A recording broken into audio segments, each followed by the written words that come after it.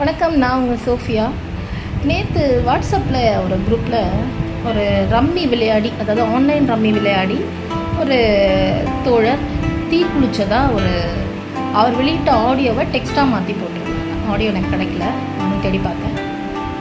அந்த டெக்ஸ்ட்டில் என்ன இருந்துச்சுன்னா, நான் உன்னை ரொம்ப லவ் பண்ணுறேன், ரொம்ப இதில் அடிக்ட் ஆகிட்டேன், எப்படி அடிக்ட் ஆகிட்டேன்னு எனக்கு தெரியல, கிட்டத்தட்ட நான் 30 லட்சம் கிட்ட இதில் இழந்துட்டேன், இன்றைக்கி ஒரு 50,000 இழந்துட்டேன், 2 பிள்ளைங்களை பார்த்துக்கோ, குழந்தைய என் கூட கூட்டிகிட்டு போகலான்னு தான் பார்த்தேன், நான் இல்லாமல் எப்படி அவள் கஷ்டப்படுவான்னு தெரியல, நீ என் அம்மா வீட்டுக்கு போயிடு, நீ இந்த கேமை எப்படியாவது முடிச்சிரு, அதை க்ளோஸ் பண்ணிடுன்ட்டு பெரிய பிஸ்னஸ் மேன் மாதிரி தெரியுது எனக்கு. பிஸ்னஸில் நல்ல டிஸ்ட்ரிபியூஷன் பிஸ்னஸில் நல்ல பேர் இருந்தது, இப்போ எல்லாத்தையுமே கெடுத்துக்கிட்டேன், இவ்வளோ அக்கௌண்ட்டில் இருக்குது, அதை வச்சு நீ ஏதாவது பண்ணிக்கோ, வீட்டை விற்றுரு, இடத்த விற்றுரு, உங்கள் அம்மா வீட்டுக்கு போயிடு, எங்கள் அம்மா வீட்டில் யாரும் பார்த்துக்க மாட்டாங்க இப்படின்னு என்னென்னமோ.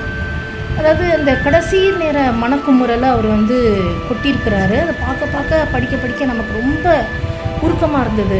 ஆனால் அதையும் தாண்டி யோசிக்கும்பொழுது, நீ இவ்வளோ யோசிச்சிருக்க, இந்த அக்கௌண்ட்டில் இவ்வளோ இருக்குது, இந்த பேங்க்கில் இவ்வளோ இருக்குது, அதை எடுத்து யூஸ் பண்ணு, எல்லாமே பொண்டாட்டிக்கு சொல்லியிருக்க, உன்னால் வேலை செய்ய முடியலன்னு சொல்லியிருக்க, நீ வேறு ஒரு அந்த அமௌண்ட்டை வச்சுக்கிட்டு உயிர் வாழ்ந்துருக்கலாமே, வேறு ஏதாவது பிஸ்னஸை தொடங்கியிருக்கலாம், இல்லை அதில் வர வட்டியை வச்சு வாழன்னு நீ ஒய்ஃப்க்கு சொன்ன மாதிரி நீ அந்த வட்டியை வச்சுக்கிட்டு உன் பொண்டாட்டி பிள்ளையோட நிம்மதியாக சந்தோஷமாக வாழ்ந்துருக்கலாம். ஆனால் அந்த மன உளைச்சலில் தேவையில்லாமல் அவர் உயிரை விட்டுருக்கிறாரு. இந்த மாதிரி நிறைய ஸ்கேம்ஸ் நடந்துகிட்டே இருக்குது. இப்போ கூட சமீபத்தில் ஒரு பெரிய ஸ்கேம் ஒன்று நடந்துகிட்ருக்கு. ஹோட்டல்ஸ்க்கு ரூம்ஸ்க்கெல்லாம் நீங்கள் பார்த்து ரிவ்யூ போடுங்க, அதுக்கு நாங்கள் உங்களுக்கு பணம் கொடுக்குறோம், நீங்கள் எந்த இன்வெஸ்ட்மெண்ட்டும் பண்ண வேண்டாம், வீட்டிலேருந்தே உங்களுக்கு ஜாபு அப்படி இப்படின்ட்டு நிறைய இது பண்ணுறாங்க. ஃபஸ்ட்டு ஒரு சின்ன அமௌண்ட் ஒரு 200 கொடுக்குறாங்க, அப்புறம் அதுலேருந்து நம்மளும் ஒரு 150 ரூபா போட சொல்கிறாங்க, திருப்பி ஒரு 300 கொடுக்குறாங்க, திருப்பி அதில் ஒரு 450 கொடுக்குறாங்க.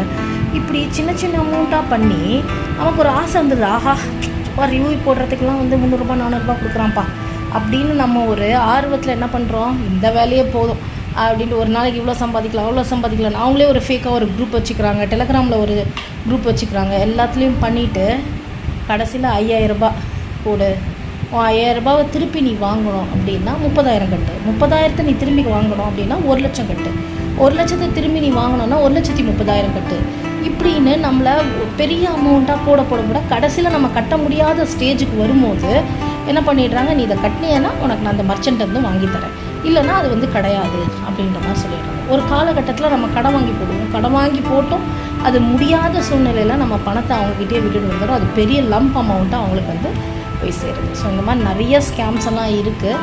ஸோ என்றைக்குமே நம்ம நேரில் பார்த்து அதில் போயிட்டு உடைக்கிறது அப்படின்றது ஒரு வகை.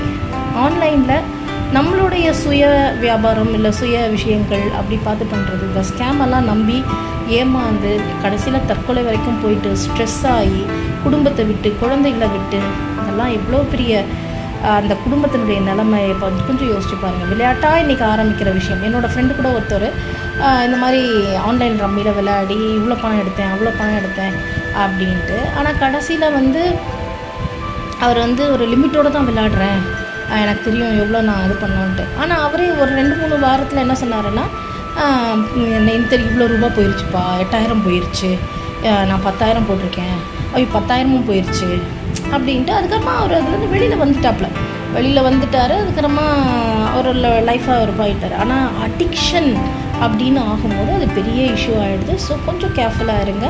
அது ஒரு அவேர்னஸ்க்காக தான், ஒரு ஃப்ரெண்ட்லியான ஹம்பிள் ரெக்வஸ்ட்டும் கூட. அந்த லெட்டரை படிக்கும் போது ரொம்பவே கஷ்டமாக இருந்தது. So take care of yourself and your family. Thank you.